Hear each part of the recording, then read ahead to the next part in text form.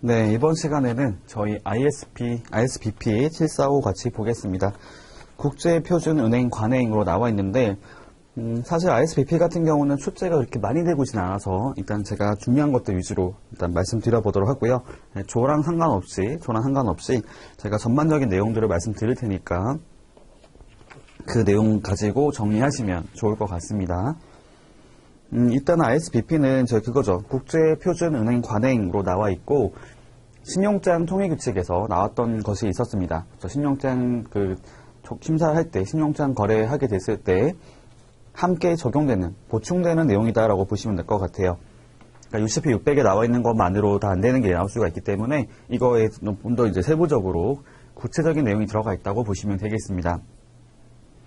당연한 거지만 이것도 이제 ICC에서 만든 거기 때문에 일단 내용들 보시면 될 것 같고요. 그러니까 신용장 서류 심사를 위한 국제표준은행 관행이고, 그다음 최신 버전은 이제 ISBP 745라고 쓰고 있습니다. 퍼블리케이션 넘버 745 써 있고요. 그 다음에 쭉 가볼게요. 기본적으로 신용장 통일규칙과 함께 적용을 하게 되어 있고요. 함께 적용하고 어떻게 해석해야 되는지를 강조하게 되고, 그 다음에 넘어갈게요. 나머지 부분 중에서는 그거 있어요. 서류에 나타난 정정과 변경이라고 나오는 게 있는데, 그러니까 저희가 그런 게 있을 수가 있죠. 만약에 특정한 서류를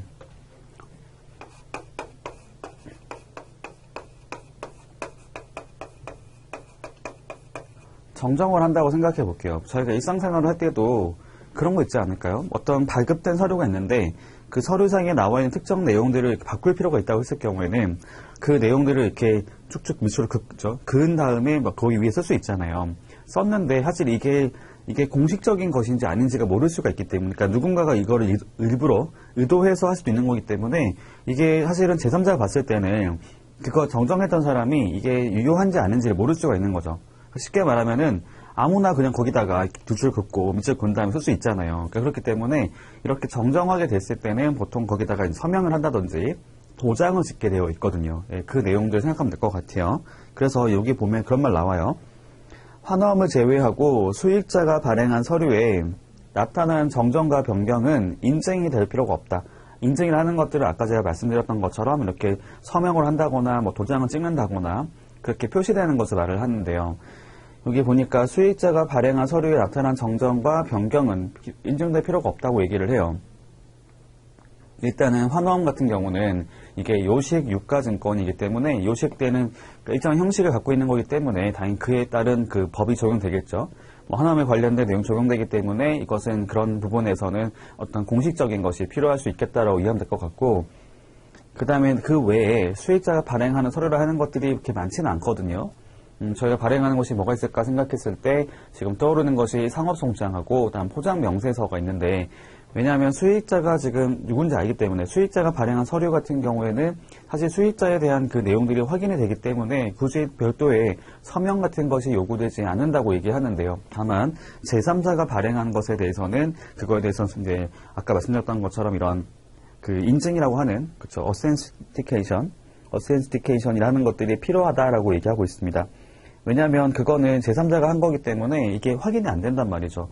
그러니까 은행에서 봤을 때는 이게 수익자 같은 경우는 다 계약의 당사자이기도 하지만 말 그대로 신용장 거래에 나온 주체가 되기 때문에 이런 부분에 대해서는 문제가 없다고 볼 수 있지만, 반대로 제3자, 저희 운송서류라든지 보험서류 같은 경우는 거기에 누군가 이렇게 정정했다고 하게 됐을 때 이게 그걸 발행했던 사람이 정정한 것인지 아니면 다른 제3자가 정정하는 것이 확인이 안 되잖아요. 그렇기 때문에 이제 인증을 요구한다라고 얘기하고 있습니다.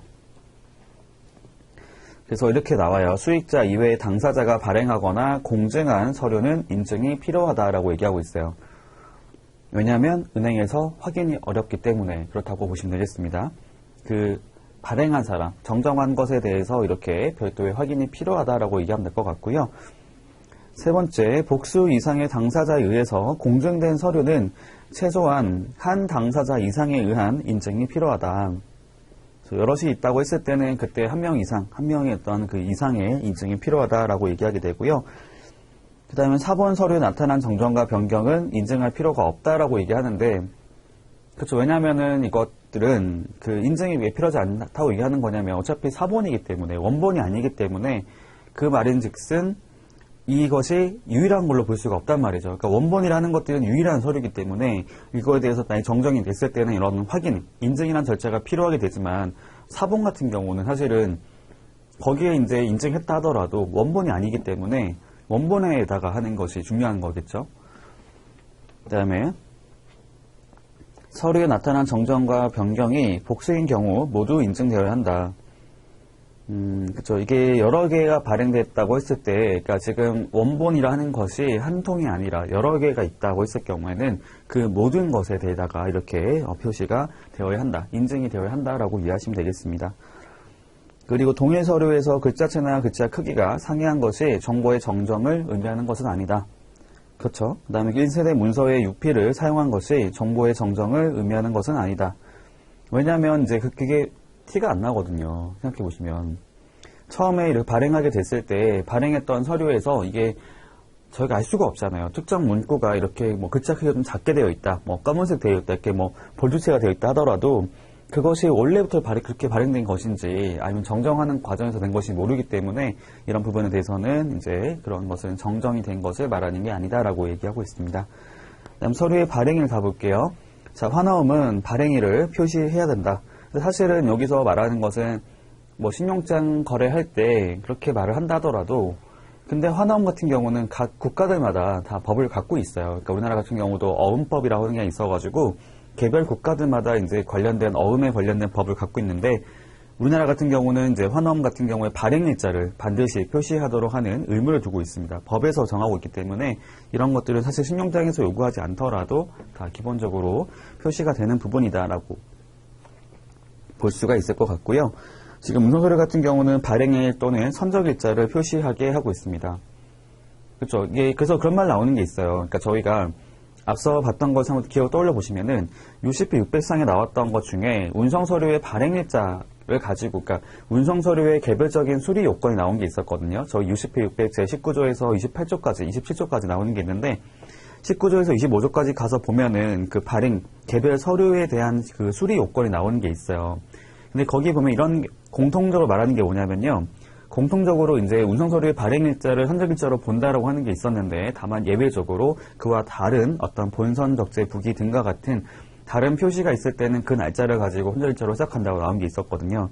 어쨌든 간에 발행일 또는 선적이라고 하는 것들은 실제로 물건이 실렸던, 선적이 됐던 것을 확인하는 것이기 때문에 그것을 반드시 요구하게 되어 있습니다. 그러니까 발행일을 표시하라는 것은 그 자체가 선적일자로 볼 수 있는 거다라고 보면 돼요. 그러니까 별도의 그런 선적된 날짜를 따로 표기하는 게 없을 때는 발행된 날짜 자체를 선적일자로 보고 있기 때문에 선적일을 확인할 수 있는 것이 필요하다는 거죠. 다음 보험서류 같은 경우는 발행일 또는 보험의 효력일자를 표시하게 되어 있습니다. 그렇죠. 저희가 보통 보험서류 같은 경우는 보험증권, 개별보험 같은 경우는 보험증권, 포괄보험 같은 경우는 보험확인서라든지 보험증명서가 발행될 텐데요. 거기 보면은 그 표시된 날짜가 이제 효력이 발생되는 날짜를 말할 겁니다. 물론 개별 건의 경우에는 이것이 이제 그 발행 날짜부터 이제 효력이 발생한다 볼 수 있겠어요. 그러니까 보험자가 책임을 부담한다는 거겠죠. 근데 포괄 예정 보험 같은 경우는 발행일자를 가지고 이제 판단하는 건 아니겠죠. 왜냐면 이미 그 전부터 발행된 것을 특정 시점에 확인을 받는 거기 때문에, 증명하는 거기 때문에 이미 그 전부터 이제 발행된 것, 그러니까 효력이 발생된 것이었을 거고요. 다만 그거 증명서라든지 확인서에 대한 발행일자는 별도로 표기가 되는 걸로도 볼 수 있겠습니다. 그다음에 신용장에서 서류의 발행일자의 기재, 발행일의 기재를 요구하는 경우에는 뭐 발행일을 직접 표시하는 방법도 있을 거고요. 아니면 그 발행일을 표시된 확인할 수 있는 다른 서류를 확인해 보라고 할 수 있겠고, 그 다음에 신용장에서 요구한 사건일을 기재하면 된다고 나와 있습니다. 뭐 내용은 이제 상식적으로 이해할 수 있는 거죠. 그러니까 ISBP 같은 경우는 뭔가 이렇게 외운다라기 느낌보다도 이럴 수 있겠다, 이게 맞구나, 이게 관행상 이렇게 하는 게 맞구나라는 정도로 이해하고 넘어가면 될 것 같아요. 그 다음에 분석증명서, 검사증명서, 소독증명서의 발행일 같은 경우는 이게 선적된 이후의 일자여도 된다고 나와 있습니다. 조금 특이하긴 하죠. 저희가 여기 나와 있는 뭐 분석 증명, 뭐 검사라든지 분석이라든지 소독했다고 하는 거에 대한 증명서를 달라는 건데, 물론 선적하기 전에 했었겠죠. 그렇죠. 선적하기 전에 해야 될 의미가 있는 거잖아요. 선적하기 전에 분석도 하고, 뭐 분석을 했다거나, 뭐 검사를 했다거나, 소독을 했기 때문에, 이거 통과됐기 때문에 이걸 보내는 거겠죠.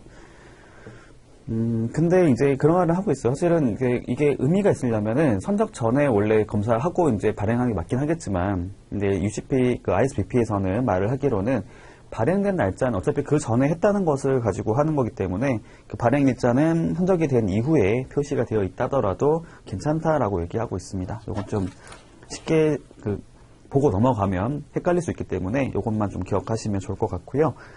선적 전 증명서를 요구하는 경우, 이게 뭐냐면 그거죠.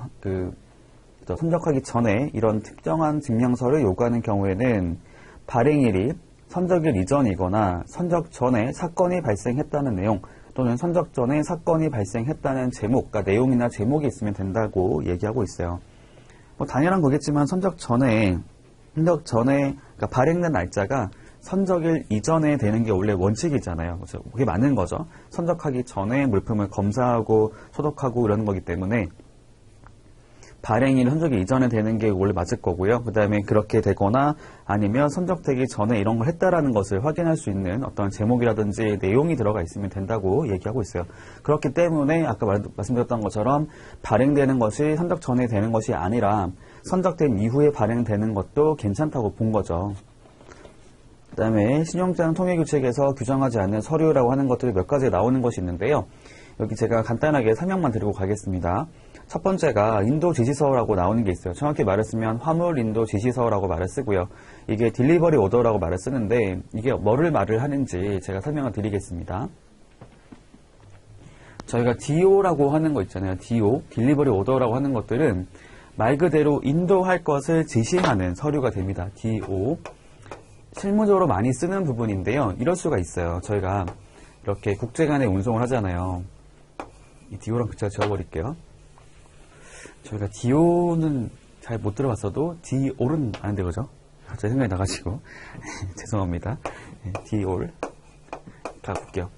쭉 가잖아요. 여기 보시면은 이제 저희가 이렇게 국제 운송을 하게 되면 물건이 여기 도착하게 됐을 때 일단은 여러분들이 운송인 입장을 생각해 보세요. 운송인 입장에서는 단순하게 운송 의뢰를 받아가지고 계약에 따라서 물건을 갖다 주고 끝나는 것이 아니고 저희가 운송하게 됐을 때 발생되는 여러 가지 비용이 생길 수가 있잖아요. 일단은 여기 선적할 때도 그 비용 발생하는 게 있을 거고 물건을 양육할 때도 발생되는 비용이 있을 거예요. 일단 쉽게 생각해 보면은 항만에 있기 때문에 항구에서의 그런 비용이 발생할 수 있는 거죠. 항만 비용이 발생할 수 있거든요. 여기에 이제 접안하거나 했을 때, 여기 있을 때, 여기 항구에서 부과하는 그런 뭐 세금이라든지 뭐 비용 같은 게 나올 수도 있는 부분이고, 아니면 저희가 이제 물건을 가지고 왔다고 했을 경우에 만약에 컨테이너 화물로 실어 왔다 그러면은 컨테이너 같은 경우는 저희가 THC라고 하는 비용이 발생하거든요. 이게 뭐냐면은 컨테이너 화물 이제 저희 터미널 핸들링 차지 말을 하는데 컨테이너 터미널에서 이 어떤 컨테이너 들어오게 되잖아요. 얘를 지금 크레인을 가지고 선박에 있는 것들을 들어서 이렇게 섬에 들어서 실는 것도 있을 거고 물건 실려 있는 것을 다시 내리는 작업도 할 거잖아요. 그러니까 물품을 적재하는 거, 양육하는 것 뿐만이 아니라 그 터미널 안에서 여러 가지 작업을 하는 과정에서 비용들이 발생할 수 있거든요. 그리고 제가 기본적으로 이제 기본 운임 말고도요. 그러니까 국제 간의 운송을 할 때 기본 운송비라고 하는 거 말고도 저희가 할증료라고 하는 것들도 부과시킬 수가 있어요. 그러니까 제가 어떤 말씀을 드리고 싶은 거냐면은 단순하게 처음부터 모든 비용을 정산하고 가는 일은 거의 없다고 보면 되는 거고요. 이게 지금 계약을 하는 과정에서 추가적인 여러 가지 비용이 또 생길 수가 있다는 것인데 당연히 운송인 입장에서는 그 비용에 대한 정산이 되지 않게 되면 이 물건을 이제 가져가지 못하게 하는 것이 필요할 수가 있는 거죠. 일종의 담보라고 이제 생각돼요. 물품 자체를 담보로 삼는 거죠. 그래서 원래 지금 그 화주가 물건 주인이 물건을 가져가려고 해도 창고에서는, 그러니까 이 물건이 보장되어 있는 창고, 보관되어 있는 창고에서는 여기 운송인으로부터의 딜리버리 오더가 있어야지만 물품을 내어줄 수 있도록 하고 있습니다. 그러니까 이 말이 뭐냐면 운송인이 지금 자신이 부담했던 청구하는 그런 비용에 대해서 화주가 정산을 하기 전까지는 물품을 가져갈 수 없게 만드는 것이고 반대로 이제 화주가 그 비용을 정산하고 나서는 이 물건을 가져가 좋다라고 하는 것이고 그거에 대해서 운송인이 그 물건을 가지고 있는, 보관하고 있는 창고업자에 있잖아요. 창고업자에다가 창고에다가 이제 그거에 대해서 물건 내어주세요라고 이제 하는 형태로 발급하는 서류라 보시면 돼요. 이게 바로 딜리버리 오더입니다. 예, 화물 인도 지시서, 인도 지시서라고 말을 쓰는 거죠. 당연히 필수적으로 발행됩니다, 다. 그 다음에 두 번째, 운송 주선인 화물 수취증, 뭐 선적 증명서, 운송 증명서 나와 있는데요. 그거죠. 운송 주선이라 그러면은 저희 프레이트 포워더를 말을 하게 되고요. 프레이트 포워더 같은 경우는 말 그대로 이제 실제로 운송하는 사람은 아니지만 중간에서 운송을 주선하는 주선업자라고 볼 수가 있겠고, 주선업자가 이제 뭐 화물 수령했을 때 발급하는 서류, 화물 수취증, 선적한 것을 증명하는 서류, 뭐 선적 증명서, 운송에 대한 것을 증명하는 뭐 운송 증명서라고 나와 있는데, 글쎄요, 이런 서류들은 거의 실무적으로 많이 쓰고 있지는 않고요. 뭐 이런 게 있다고 하더라도 UCP 600에서는 따로 규정을 하고 있지는 않았습니다. 그 다음에 본선 수취증 가볼게요. 이거는 이제 한번 제가 언급한 적이 있었던 것 같은데, 그쵸. 제가 아마도 그 선화증권 말씀드릴 때 언급했었을 거예요. 제가 한 번 더 말씀드릴게요. 저희가 이제 선화증권이라 부르는 BL 같은 경우 있잖아요. BL은 이게 원래 발급되는 절차가 어떻게 되는지 생각하면 될 것 같은데, 저희가 이제 물건에 대해서 여기 화주가 있죠, 화주. 물건을 보내는 사람, 뭐 송하인 이렇게 불러요. 참고로 말씀드리겠는데 송하인이든 송화인이든 같은 의미로 보시면 됩니다. 뭐 하인과 화인이 같은 말인데, 화가 하랑 화가 같은 말인데 이게 다만 사용하는 한자가 달라 그런 것이고, 기본적인 내용은 똑같다고 보면 돼요. 개념 똑같습니다. 그래서 송화인이 물건에 대해서 이제 그 보낼 게 있을 때 요걸 가지고 이제 선장한테 요청한단 말이에요. 그 선장한테 shipping 리퀘스트를 하거든요. 리퀘스트. 그러니까 지금 선적에 대한 요청을 하게 되고요. shipping 리퀘스트 하게 되고, 이걸 하게 되면 선장은 다시 여기 화주에게 물건 그 실으세요라고 하는 그런 shipping 오더를 하게 돼요. SO라 부르거든요. shipping 오더. 그럼 이제 화주는 이제 물건 가지고 가서 선박에 적재를 하게 되는데, 선박에 적재를 하고 나면은 이 선장, 그러니까 여기 다 보시면 이거 하고 나서는 이게 1번이고 이게 2번이고요. 3번으로는 이제 화주가 본선에 적재를 해요. 적재를 하는데, 적재한 것에 대해서 선장이 확인을 같이 합니다. 그러니까 무슨 말을 하는 거냐면, shipping 리퀘스트에 따라서, 그러니까 shipping 오더 한 게 된 거잖아요. 지금 선장 입장에서는 자신한테 지금 선적된 물건에 대한 정보가 나와 있는 게 있는데, 명세 받은 게 있는데, 그 명세대로 적재되는지 여부를 확인하게 되어 있단 말이에요. 그래서 예를 들면 뭐 포장 개수 이런 게 다 동일하게 들어가 있는지, 물품의 상태는 어떠한지 이런 걸 다 보고 이상이 없으면 이제 그걸로 끝나는 것인데, 만약 이상이 있다고 치면은 거기다가 이제 리마크라고 해가지고 비고란에다가 이런 내용들을 기재하게 된단 말이에요. 그러니까 표시하게 되는 부분이 있는데, 본선 적재를 하게 되면, 마치고 나면 그때 이제 발행된 서류가 있어요. 완료하고 나면 이 완료된 것에 대한 증빙 서류를 발급해 주는데요. 그게 선장이 지금 화주에게 발행하는 것이고, 이거를 저희가 MR이라고 말을 써요. 메이트가 바로 선장이거든요. 메이트 리시프트입니다. 메이트 리시프트. 그러니까 선장이 확인했다는 거죠. 본선에 적재된 것을 확인하고 발급하는 서류인 겁니다. 그러니까 본선 수취증이라는 말을 쓰게 되죠. 예, 그리고 그걸 통해서 이걸 기초로 해가지고 다음에 이어진 절차가 뭐냐면, 이제 운송인이 이제 BL 선화증권을 발행해주죠. 발행하게 되고요. 이때는 저희가 아까 보셨던 MR을 기초로 합니다. 만약에 MR이라고 하는 것들이 별도로 표기된 것이 있다. 뭐 별도의 어떤 비고에다가 비고에 표시된 내용이 있다고 했을 때는 요거는 이제 뭐냐면은 그거죠. 고장부 선화증권, 사고부 선화증권, 더티 BL, 파울 BL 이걸 말을 하게 되고요. 그 다음에 뒤에 보시면은 만약 표시가 없다고 했을 경우는 요거는 무고장 선화증권이죠. 클린 BL이 발행됩니다. 넘어가겠습니다. 자, 그 다음에 UCP 614조 D항에 의해서만 서류 심사를 해야 한다. D항이 뭐냐면은 저희 그거였어요. 이제 UCP 614조라 하는 것들이 저희 서류 심사 기준이 나온 것이 있었고, 그 다음에 신용장 유효기일 이내에만 서류를 제시하면 된다. D항이라고 그거거든요. 그러니까 저희가 지난번에 한번 언급한 적이 있었는데, 서류 상호 간의 불일치 여부를 확인하는 거 있었거든요. 그러니까 제시된 서류가 그 서류하고, 그러니까 UCP 600하고 다른 적시된 서류하고 이제 일치할 필요는 없지만 서로 상충되어서는 안 된다고 나오는 것이 있었고요. 다만 거기서는 상업송장은 제외가 되는 부분이 있었던 거죠. 그러니까 상업송장은 이제 이게 다 일치가 돼야 되는 거죠. 엄밀하게. 넘어가겠습니다. 여기 보니까 뭐 신용장 유효기일 안에만 제시가 되면 되고, 명시된 제시기일은 뭐 무시된다. 제시기일의 조건을 구체적으로 요구를 해야 된다라고 얘기하고 있어요.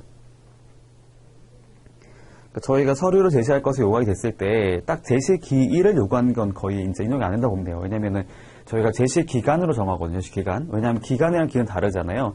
기일은 특정 날짜를 말을 하는 거죠. 몇 월 며칠 이렇게. 근데 기간 같은 경우는 언제부터 언제까지를 말하는 거기 때문에 사실 저희가 심사를 할 때 특정 날짜를 정해놓고 하게 되면은 그게 불일치가 발생할 수 있는 부분이 굉장히 클 수가 있거든요. 왜냐면 이게 예측이 안 될 수가 있는 거잖아요. 그러니까 내가 딱 정해진 날짜에 무조건 내야 된다고 하는 것보다는 이 기간을 정해놓고 언제부터 언제까지 그 사이에 제시할 것을 요구하게 되는 게 이제 있는 거죠. 밑에 가보겠습니다. 이제 나머지 쭉 가볼게요. 일자가 나오게 되고요. 환원, 운송 서류, 보험 서류는 아까 제가 말씀드렸던 것처럼 이제 기본적으로 이 날짜를 표시하게 되어 있는데 환원 같은 경우는 발행일, 운송 서류 같은 경우는 발행일 또는 선적일, 보험 서류 같은 경우는 발행일 또는 이제 효력이 발생되는 보험자의 책임이 게시되는 날짜가 나오게 되고요. 아까 제가 언급했던 것들이 쭉 이제 정리가 되어 있어요. 그 다음에 검사증명서 같은 경우는 이제 언급했었던 것처럼 선적일 이후에 발행되어도 상관이 없지만 다만 선적 전에 일어나는 그런 증빙 서류라고 하는 정빙 내용들이 표시가 되어 있어야 한다는 거죠. 네, 나머지 넘어가겠습니다. 쭉쭉 가볼게요. 그리고 그런 게 있었어요. 저희가 이제 아까 제가 말씀드렸던 화물수취증, 인도지지서, 운송주선의 흔적증명서, 운송증명서라고 나온 게 있었는데 이런 것들은 이제 그 UCP600에 나왔던 것이 아니기 때문에 이런 것은 이제 따로 기준이 없는 거죠. 그렇기 때문에 신용장에서 명시적으로 명시하는 한도 내에서만 심사를 해야 되고 그러한 명시 규정이 없을 때는 UCP600에 따라서 14조 F항에 따라서 심사를 하도록 하고 있습니다. 그리고 여러 가지 내용들이 나오는데 사실은 저희 시험 목적 봤을 때 너무 양이 많죠. 양이 많기도 하고 일단은 쭉 가보겠습니다. 그 다음에 UCP600에서 정의하지 않는 표현이라고 나오는 부분이 있는데 한번 좀 정리해 볼게요.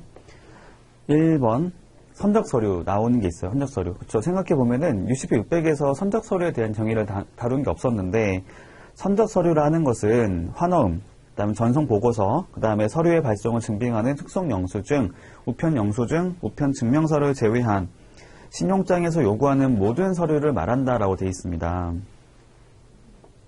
그러니까 기본적으로 선적 서류를 하는 것들은 이제 저희가 선적을 하는 물품을 보내는 과정에서 필수적으로 기본적으로 발생되는 서류라 보시면 될 것 같고요. 이렇게 이해하면 되는 것이고 제가 보통 말하는 선적 서류를 하는 것들이 저희 상업송장, 포장명세서, 운송서류, 그다음에 원산증명서까지 정도라 얘기할 수 있겠는데 여기서 말하는 게 뭐냐면은 이제 신용장에서 요구하는 모든 서류를 말을 하고 있는데요. 다만 운송서류라든지 금융서류라 부르는 환원 이런 것을 제외한 나머지를 말한다고 되어 있습니다. 그 다음에 두 번째로는 Stale Document Acceptable 이렇게 말 써 있는 게 있는데요. 저희가 그런 게 나온 적이 있었죠. 이거 기억나실지 모르겠는데 UCP600 14조의 그 B항에 가서 보시면 그게 나오는 게 있었어요. 저희가 서류의 제시 기간을 별도로 명시하지 않았던 것의 경우에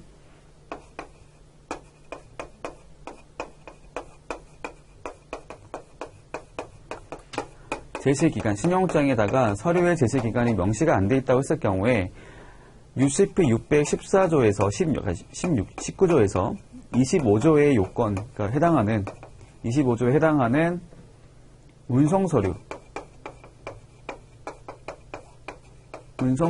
원본, 이게 굉장히 중요한 표현이었던 거죠. 원본을 포함해서 제시하는 것이 요구되는 경우에는 이 원본이 지금 포함되어 있다고 했을 경우에는 그때는 이제 저희가 어떤 말 나온 게 있었냐면은 선적일 후부터 21일을 경과하지 않는 기간까지 서류를 제시할 것을 요구하는 게 있었고 다만 이 경우에는 유효기일 안으로 이제 들어온 게 있었다. 그러니까 여기 나와 있는 21일보다도 유효기일 빠르게 나와 있다고 했을 경우는 유효기일까지 서류를 제시할 것을 요구하는 게 있었던 거죠. 그때 만약에 여기 나온 날짜 있잖아요. 21일을 만약에 경과했다고 했을 경우는 자 원칙과 예외로 말해볼까요? 원래 원칙은 발급이 거절되는 거죠. 수리가 거절되는 게 맞는데 예외적으로 저희가 어쨌든 간에 규칙이라는 것들은 당사자가 원하면 변경할 수가 있기 때문에 여기 나와 있는 20일에 경과되는 경우에도 이때 이제 예외적으로 수리할 것을 허용할 수 있단 말이에요. 허용 가능하다는 것인데 그렇게 하기 위해서는 신용장 조건에다가 이렇게 기간이 경과된 서류 같은 경우도 수리 가능하다라고 하는 문구를 넣어줘야 되거든요. 그게 바로 Still Document Acceptable 이렇게 말을 쓴 겁니다. 그 다음에 Third Party Document Acceptable 이렇게 말을 쓰는데요. 이것은 환원을 제외하고 신용장이나 USP 600에서 이제 개설인이 명기되지 않은, 그러니까 발행하는 사람이 명기되지 않은 모든 서류는 수익자 이외에 자연인이나 뭐 어떤 법인에 의해서 발행될 수 있음을 의미한다고 되어 있는데, 그쵸. 기본적으로 이제 그 제3자가 발행하는 거 된다고 얘기하고 있어요. 그러니까 수익자 이외에 기명된 제3자들, 뭐 사람들이 발행할 수 있다. 근데 그건 있는 거죠. 저희가 그 반드시 수익자, 그러니까 여기 그 지정된 사람만이 발행할 수 있게 하는 것이 있단 말이에요. 여기 나와 있는 것처럼 이제 환원 같은 경우에는 환원은 반드시 이제 발행하는 사람은 수익자가 되는 거죠. 신용장상의 수익자가 발행을 해야 되고, 다만 그걸 받을 수 있는 거, 수취인은 바꿀 수 있겠지만, 발행하는 사람은 신용장상의 거래 당사자인 신용장상의 수익자가 당연히 발행하는 게 맞잖아요. 그 다음에 Third Party Document Not Acceptable, 제3자 서류 수리 불가라고 하는 그 표현이 있는데, 만약에 제3자 서류 수리 불가라고 하는 표현이 있다 하게 되면 그게 뭐를 말을 하는지 명확한 의미를 표시하지 않게 됐을 때는 무시를 하는 내용이 나와 있습니다. 제3자 서류를 하는 것들이 사실 그렇잖아요. 은행이 봤을 때는 이게 뭐를 말을 하는 건지 모를 수가 있는 거죠. 제3자라고 하는 것들이 이제 어떤 걸 말을 하는 것인지, 뭐 여기 나와 있는 그 거래 당사가 다른 사람인 걸 말을 하는 것인지, 아니면 그쵸? 뭐 이런 부분들은 정확하게 확인이 안 되기 때문에 그 부분에 대해서는 이제 무시를 한다라고 얘기하고 있어요. 그 다음에 뭐 수출 국가 나오고요. 뭐 이거는 그 물품 소유자가 소재하는 국가, 원산지 국가, 뭐 수탁 국가, 흔적 국가 나와 있게 되고요. 뭐 shipping company, 그 다음에 documents acceptable as presented 써 있는데, 뭐 이런 부분들도 한번 보니까 선박회사 같은 경우는 운송인, 선장, 뭐 그다음에 선박 소유자, 뭐 용선자, 그다음에 대리인 이렇게 해당된다고 나와 있게 되고요. 넘어가겠습니다.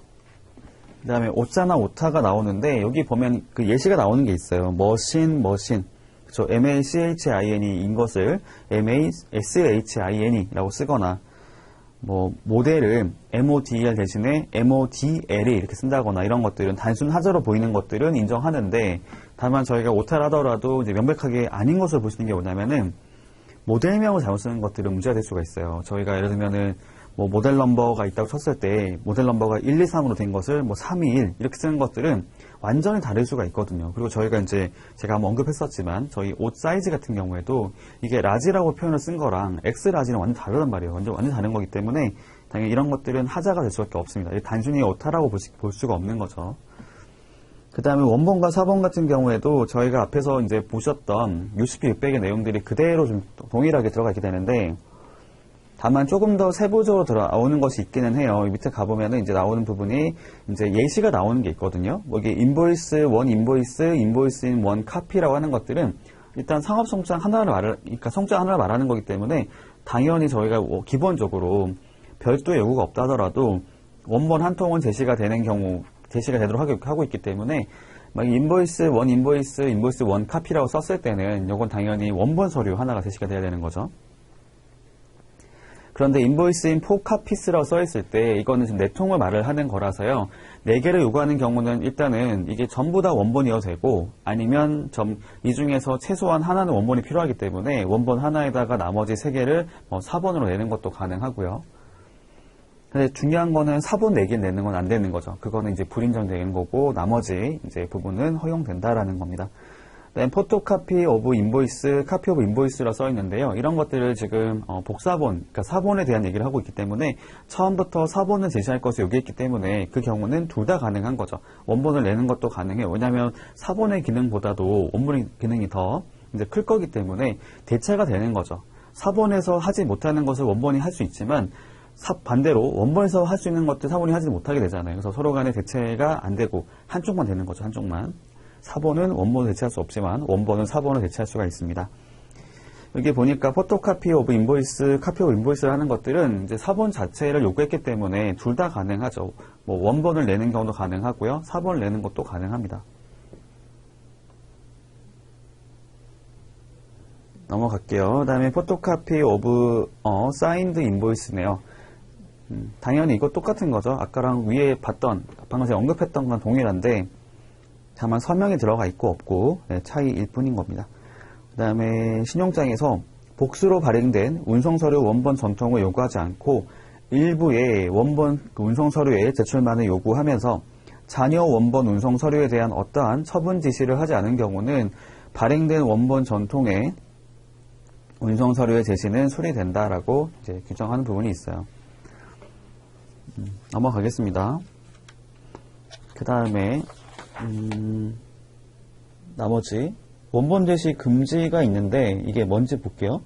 원본이 사본 대신 수리되지 않는 경우는 신용장에 포토카피 오브 인보이스라고 하고 오리지널 다큐먼트 not acceptable 이라고 해서 쭉 나와 있는 부분이 있는데 그러니까 그거죠. 사실은 이제 그렇게 보면 돼요. 아까 제가 언급했던 것처럼 원래 기본적으로 사본이라고 하는 것들이 이제 원본 대체할 수가 없는 게 맞기는 한데 여기 보니까 이제 그런 게 나와 있어요. 이런 표현을 쓰는 것들은 신용장에서 운송서류 사본을 요구하고 운송서류 원본에 대한 처분 지시를 표시하는 경우에 원본 서류는 수리되지 않는다라고 얘기하고 있습니다. 그러니까 무슨 말을 하는 거냐면 그런 거죠.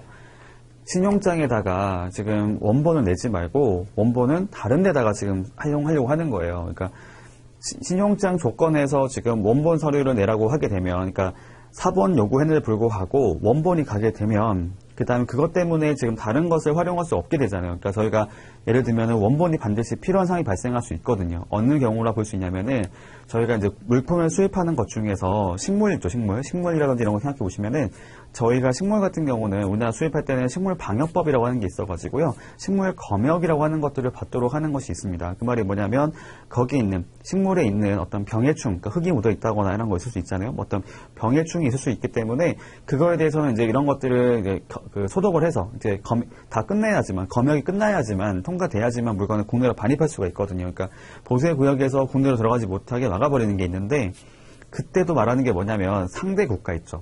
수출 국가에서의 그 정부기관이 발행했던 특정 기관이 발행했던 그 검역 증명서라고 하는 것들을 반드시 내게 되어 있단 말이에요. 수입하는 그 검역소에다가 그때도 원본이 필요한데 만약에 지금 신용장 조건에서 해당 서류에 대한 원본을 제시할 것을 요구하게 됐을 때는 문제가 뭐냐면 그게 바로 가지 못하는 거죠. 그러니까 다시 말씀드려보면은 신용장 거래하게 되면 신용장에 하게 되면 은행에서 서류 가지고 있는 거잖아요. 그러니까 은행에서 서류를 바로 주는 게 아닌 거잖아요. 심사를 해야 되기 때문에 심사 과정도 있을 거고 심사 결과에 따라서 일치한다는 것이 확인되고 나서 이제 나중에 개설 의뢰인에게 서류를 전달해 주겠죠. 대금 지급에 대한 그 담보로서 요구하게 될 텐데 그렇게 돼버리면 당연히 어느 정도의 시간이 걸릴 수가 있잖아요. 그 수입자 즉 개설 의뢰인 입장 생각해 보시면은 내가 지금 통관이 급한데 대금 결제랑 별개로 내가 통관이 좀 해야 되는 물건인 것인데 통관을 하려면 검역을 통과를 해야 돼요. 근데 검역 통과를 봤더니 원본이 없는 거죠. 그런 일이 발생할 수 있거든요. 그렇기 때문에 이렇게 원본을 제시할 것을 요구하지 않는다고 하는 것도 가능하겠습니다. 그다음에 서명에 대한 게 나오게 되는데요. 여기 보니까 이제 UCP 600에서 요구하는 거에 따라 서명하게 되어 있는데 원본 서류는 서명이 필요하다고 나와 있지만 사본은 서명되거나 날짜가 표시될 필요가 없다고 얘기하고 있습니다. 그리고 이제 거기 내용 보다 보면은 그런 말들이 있어요. 지금 보면은 뭐 서명 방법이 나오는 게 있고 그다음 레터헤드죠. 그러니까 서류상에 보면 이렇게 문서에 보면 이제 위에 어떤 표지 같은 거, 표지라고 하기보다 뭐라고 하죠? 이렇게 그 서류 위에 보면 이렇게 로고 같은 게 박혀 있는 게 있는데 그거 말하거든요. 그럴 때는 회사의 명칭을 따로 글자할 필요 없이 해도 된다고 나와 있게 되고 그리고 서명을 위한 뭐 칸이라든지 공간이 있다고 해가지고 그런 장소에 반드시 해야 되는 건 아니다라고 얘기하고 있습니다. 넘어갈게요. 그다음 서류 제목은 없어도 된다고 얘기를 하고요. 신용장에서 요구했던 무사한 제목으로 하든 상관이 없고 다만 요구했던 서류의 모든 기능, 제 기능을 충족하도록 요구하고 있습니다. 넘어가도록 하고요. 이제 어음 기한 가서 보면 만기일의 산정으로 되어 있는데 만약에 환어음이 일람불이나 일람 후 정기 출급 이외의 기한으로 발행되었다면 환어음 자체에 있는 자료로서 만기일을 산정할 수 있어야 한다. 밑에 나와 있는데요. 환어음에 있는 자료로 만기 산정할 수 있는 예시로 신용장에서 어음 만기일이 60 days after the BL date라고 써 있을 때 그때 선화증권 일자가 2016년도 7월 12일이었다면은 어음 기한은 환어음에 이제 두 가지 방식으로 표시할 수 있게 되어 있어요. 60 days after BL date라고 쓸 수가 있고 중요한 얘기는 아니어서요. 넘어가겠습니다. 그 다음에 일자 기준을 보는 것이 있는데요. 지금 보면은 선화증권 발행일과 본선 적재일이 상이하면 당연히 본선 적재 일자가 그 선화증권 일자가 된다라고 나오게 되죠. 뭐 이건 다 똑같은 겁니다. 이게 지금 뭐 발행일자가 원래 원칙이긴 하지만 발행일자와 다른 부기된 날짜가 있다 했을 경우는 그 날짜가 이제 선적일자가 된다라는 것은 똑같은 거죠.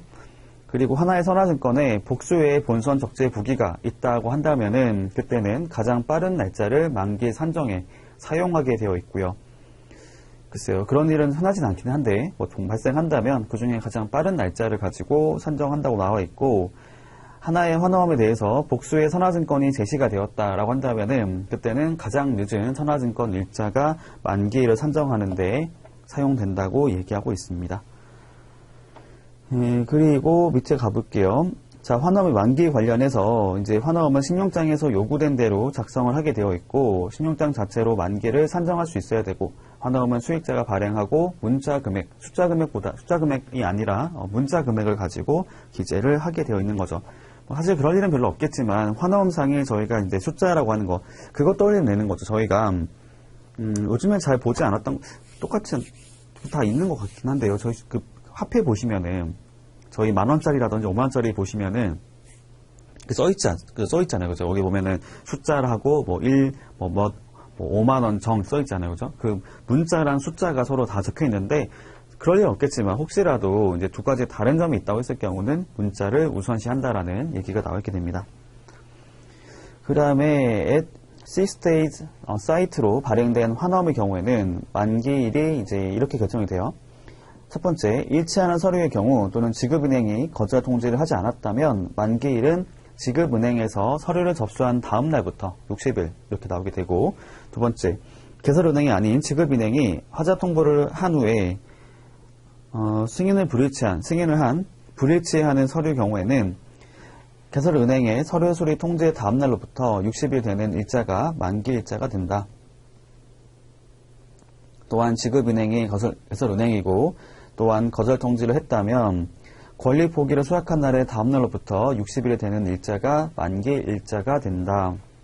그러니까 지금 무슨 말을 하는 거냐면요. 지금 별도의, 그러니까 일치하는 서류가 있다라고 하는 것이 있었다고 하거나 아니면은 이제 불일치 통지죠. 거절한 통지를 하지 않았다면은 그거는 서류가 제시가 되어 접수된 날의 다음 날, 그러니까 제시가 된 날의 다음 날부터 60일까지를 만기로 잡는 거고요. 두 번째 같은 경우는 그거죠. 이제 불일치가 있다고 했을 때 불일치가 있다고 하지만 이제 그런 것에 대해서 수리를 했다. 이게 지금 말로 하니까 어렵죠. 다시 한 번 더 정리하고 가겠습니다. 그거는 이제 출제가 될 수 있기 때문에 한번 말씀드리는 부분이고요.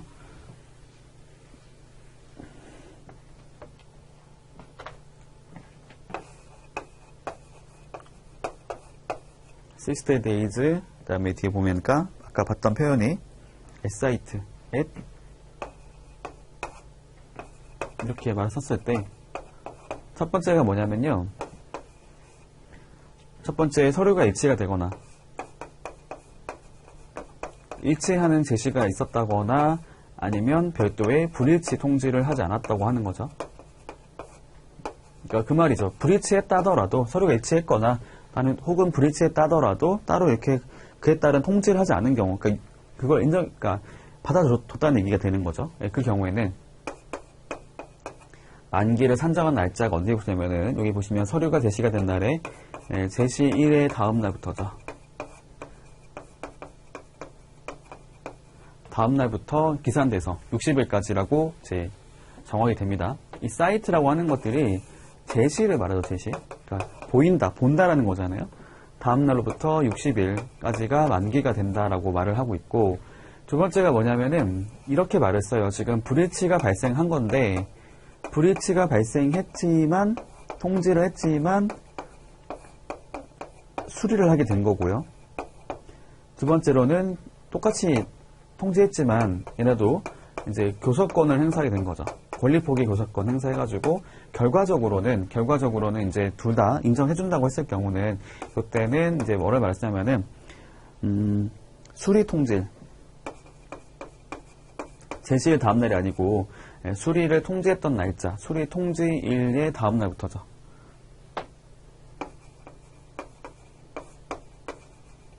통지일의 다음 날부터 60일까지라고 나옵니다. 내용이 뭔지 아시겠죠? 이게 유효하게 보는 날짜의 다음 날부터라고 얘기한다는 거예요. 교섭권 행사에서 하게 됐을 때도 여기 보시면 뭐라 나왔냐면은 권리 포기를 수확한 날,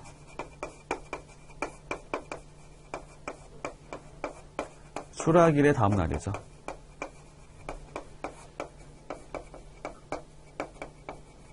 부터 60일까지 이렇게 나옵니다. 자, 그 다음에 넘어가 볼게요. 그 다음에 세 번째, 지급은행은 제시인에게 만기를 통지하거나 확인해주게 되어 있다라는 거고요. 뭐 어떤 말인지는 아시겠죠? 이행 조금 설명 드렸던 것이고, 그 다음에 하인 같은 경우는 쇼핑마크죠, 쇼핑마크. 서류에 기재된 화인 정보는 신용장이나 다른 서류에 나타난 화인 정보와 동일 순서할 필요는 없는 것이고, 신용장에 기재된 화인의 정보와 서류에 추가적으로 기재된 화인의 정보는 수리된다. 다른 서류에 기재된 화인의 정보를 보다 상세하게 표시한 다른 서류의 하인 정보는 서로 접촉되는 것이 아니다. 뭐 중요한 내용은 아니어서요. 넘어가겠습니다. 그리고 개별 그 서류에 대한 수리 요건이 나오는 것이 있는데요. 여기 가볼게요. 일반 원칙 보겠습니다. 요거만 보고 여기서 이거만 보고 마칠게요. 송장의 제목은 따로 없어도 된다고 말을 하고 있고요. 그 내용 보니까 뭐 커머셜 인보이스를 포함해서 좀 나와 있는데, 보니까 커머셜 인보이스, 커스텀즈 인보이스, 텍스 인보이스, 파이널 인보이스, 컨슐러 인보이스 등등 나와 있고요. 그러니까 이런 것들은 제목은 상관이 없다, 무방하다라고 말을 쓰는데, 다만 밑에 보니까 이제 프로비저널 인보이스, 프로포마 인보이스 이런 것들은 수리되지 않는다고 말했어요. 왜냐하면은 위에 나왔던 거 있잖아요.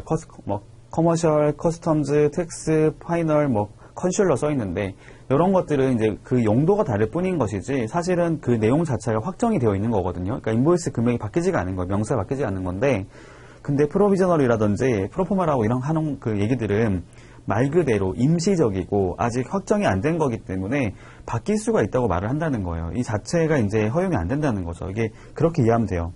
그러니까 용도를 갖고 말을 하기보다도 얘가 지금 확정이 되어 있는지 아닌지를 가지고 판단해 보면 될 것 같아요. 그 다음에 신용장에서 이제 상업송장의 제시를 요구하더라도 이제 텍스 인보이스라는 제목을 갖고 있는 인보이스 송장을 제시하는 경우도 수리된다라는 거죠. 물론 용도가 다르긴 하죠. 상업송장이라는 것들은 일반적인 상거래를 할 때 사용되는 것을 말하게 되고요. 그리고 텍스 인보이스 같은 경우는 사실은 그런 목적이 아니라 이제 내부적으로 이제 세금 텍스 그러니까 회사 내부적으로 이렇게 어떤 세금에 대한 수치 목적으로 해가지고 이제 하는 부분이 나오는 건데. 어쨌든 금액이 똑같다는 겁니다. 이게 둘 다 확정된 거기 때문에 당연히 수리 가능하다라고 말을 쓰고 있고요. 그 다음에 송장은 수익자에 의해서 발행한 것으로 보여야 된다. 이런 말 쭉 나오고요. 이제 쭉 가보니까 송장은 신용장이 없는 선지급 또는 할인을 표시해도 되는데, 다만 표시하면 안 되는 것이 나오는 게 있어요. 쭉 가보면은 초과 선적을 표시하면 안 된다고 나와 있고요. 그 다음에 신용장에서 요구되지 않은 물건이나 요구되는 물건이라도 허용되지 아니한 것에 대한 무료 물품이라든지 견본을 표시하면은 안 된다고 얘기하고 있습니다. 그러니까 이렇게 볼 수가 있는 거죠. 저희가 만약에 물건을 파는 사람이 그냥 이거에 대해서 이렇게 뭐라고 할까요? 그러니까 내가 덤으로 어떤 인심 쓰면서 서비스라고 이렇게 막 담을 수 있잖아요. 근데 그런 것들 샘플 같은 거 담았다고 했을 경우에 그런 것들이 있으면 안 된다는 거예요. 왜냐면은 저희가 이럴 수가 있거든요. 그러니까 저희가 기본적으로 수입을 하게 되잖아요. 그러니까 수입을 하게 됐을 때 모든 물건이 다 이상 없이 통관되는 건 아니거든요. 그러니까 저희가 물품의 특성에 따라서는 그 물건에 대해서 이렇게 수입 요건이라 부르는 것이 있는데, 아까 제가 식물방역법 얘기했던 것처럼 그 물품의 어떤 물건인지 따라서 이 물건에 대해서 이렇게 반드시 어떤 안전 확인을 요구하는 것들이 있을 수가 있어요. 예를 들면 그쪽에서 기분 좋아갖고 그냥 보조 배터리 같은 거 있잖아요. 그거 같이 서비스로 좀 생각해 볼게요. 보조 배터리 같은 경우는 저희가 이제 전파 인증이 일단 필요하고요. 수입하려면 전파 인증이 필요하고, 배터리 자체에 대해서도 저희가 전기용품 안전 확인 예산이 들어가기 때문에 케이스라고 부르는 거죠. 케이스 인증. 그러니까 그런 것들이 필요하단 말이죠.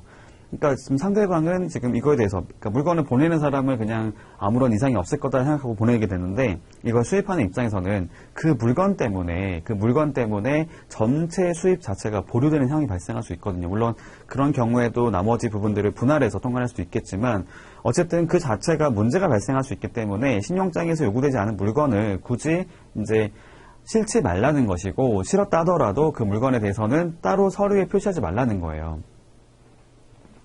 표시하지 말라는 거예요. 그러니까 최소한 상업송장에는 표시하지 말라는 거죠. 송장에 표시하지 말고, 실제로 그런 물건이 있고 없건 중요한 게 아니에요. 은행 입장에서는 중요한 게 아니라 어떤 서류상에서는 그런 부분이 확인되지 않아야 한다는 거죠.